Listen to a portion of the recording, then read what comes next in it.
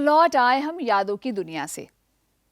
सच बताऊं तो लौट आने का दिल मेरा बिल्कुल नहीं था।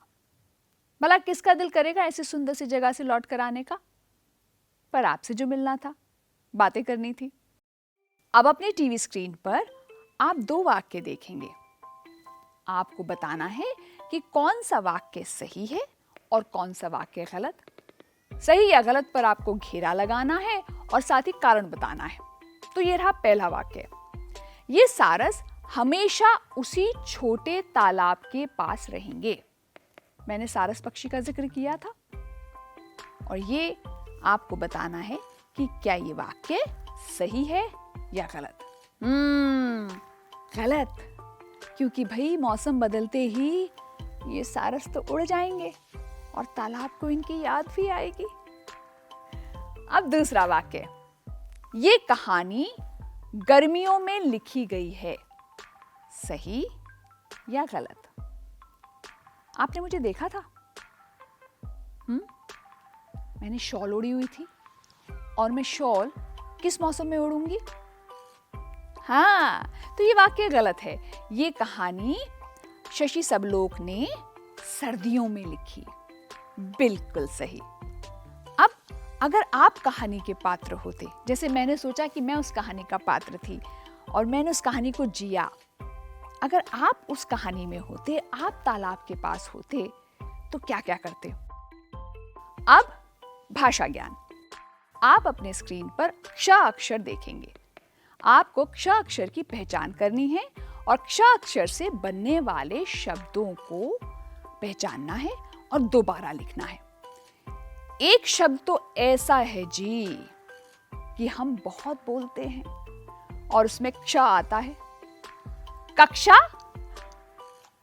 और कहानी में भी एक ऐसा शब्द था जिसमें क्ष आता है। पक्षी। जब हम हिंदी वर्णमाला सीखते हैं, शब्द से पहले हम क्या पढ़ते हैं? अक्षर। है ना मजे का खेल। और अगर आप कक्षा में जाते हैं, अध्यापिका आपके पास आती है, तो अध्यापिका से क्या मिलती है आपको? शिक्षा। तो इस तरीके से इन शब्दों को दोहराओ, बोलने का अभ्यास करो और लिखो। अब आपके लिए ये पहेली, चित्र पहेली है। आप अपने स्क्रीन पर क्या देख रहे हो? एक सुंदर सी चिड़िया, पर बेचारी फंसी हुई है। उसे पहुंचाना है आपको उसके घोंसले तक। तो घोंसले तक कैसे पहुंचाओगे उस चिड़िया को? अब अगर वो सीधा जाती है तो सामने बड़ी सी अड़चन आती है। तो मेरे ख्याल से पहले वो थोड़ा सा नीचे जाएगी, ऐसे ऐसे ऐसे ऐसे नीचे गई। उसके बाद वो बाएं मुड़ेगी, बाएं मुड़ने के बाद वो दाहिने मुड़ेगी, दाहिने मुड़ने के बाद ऊपर जाएगी, फिर दाहिने मुड़ेगी, फिर नीचे आएगी, फिर हल्का सा बाएं जाकर फिर गई दाएं, सीधा ऊपर, ऊपर जाने के बाद दाएं, फिर सीधा नीचे और ये लीजिए पहुंच गई अपने घोंसले के पास जिसमें उसके अंडे भी हैं। क्या कोई और रास्ता हो सकता है चिड़िया को उसके घोंसले तक पहुंचाने का? अगर हो सकता है तो ये आपको निकालना है और ये छोटा सा होमवर्क घर पे करने वाला आपके लिए काम। अब आपके लिए ये शब्द खेल। आप अपने स्क्रीन पर क्या देख रहे हो? आप देख रहे हो कुछ जीवों के चित्र। बाएं तरफ भी जीव, दाएं तरफ भी जीव, और बीच में आप देख रहे हो उन जीवों के नाम। अब आपको क्या करना है?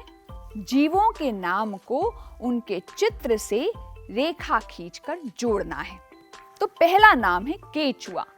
तो ढूंढिए तो केचुआ किस तरफ है? ढूंढिए ढूंढिए, बाईं तरफ या दाईं तरफ? ये रहा केचुआ। और आपने यहां पर खींची एक रेखा और जोड़ दिया आपने केचुए को उसके नाम के साथ। फिर नीचे कौन आया है? नीचे आया सारस। आप पहचानते हैं सारस पक्षी को, तो पहचानिए सारस कहां पर है? ये रहा सारस। दिखाई दे गया लंबी लंबी टांगों वाला। हाँ, रेखा खींचिए और मिला दीजिए। उसके नीचे है सांप। पहचानिए सांप कहाँ है? ओह, सबसे ऊपर तो सांप बैठा है कुंडली मार के। रेखा खींच दीजिए ना। कछुआ। कछुआ, आओ ढूंढे कछुआ। अरे ये तो बिल्कुल नजदीक में ही है, जल्दी से खींच दो रेखा। फिर आई प्यारी सी मैना। बताइए मैना कहाँ है? शाबाश। नीचे आया का का का कौवा। ढूंढो इस कौवे को, कहां पर है? काला सा ये कौवा सबसे नीचे है। खींच दो फटाफट से एक रेखा। उसके बाद फाख्ता पक्षी। हमने थोड़ी देर पहले फाख्ता पक्षी का जिक्र किया था ना, जिसे अंग्रेजी में स्पॉटेड डव कहते हैं। तो पहचानिए कहाँ है वो स्पॉटेड डव? कबूतर जैसा दिखता है। बिल्कुल सही। खींच दो एक रेखा यहाँ पर। फाख्ता पक्षी के बाद है किंगफिशर। हमने किंगफिशर की चोंच की भी बात की थी कि ये अपनी बड़ी सी चोंच से मछली पकड़ता और खाता है। हाँ, यहाँ है ना किंगफिशर। खींचो रेखा। और मछली। भैया मछली को तो कोई भी पहचान जाएगा, तालाब में भी थी। तो मछली के नाम और चित्र को एक रेखा से मिला दीजिए। कुछ पेड़ों पर रहते हैं, कुछ बिल में रहते हैं, कुछ पानी में रहते हैं। क्या आपके घर के पास कोई तालाब, नदी या झरना है? क्या वो भी साफ है उस तालाब के जैसे जिस तालाब पर मैं गई थी? क्या वहां पर भी जीव हैं? और क्या वो जीव खुश हैं? और अगर आपको लगता है कि उस तालाब के आसपास लोगों ने खाना वाना खाया, खेले, मजा किया और उसके बाद कचरा वहीं छोड़ गए, तो क्या आपको लगता है कि आप उसे साफ सुथरा रख सकते हैं, कचरे को हटा सकते हैं, ताकि जो जीव उस तालाब के आसपास रहते हैं वो हमारे आपके जैसे खुश रह सकें?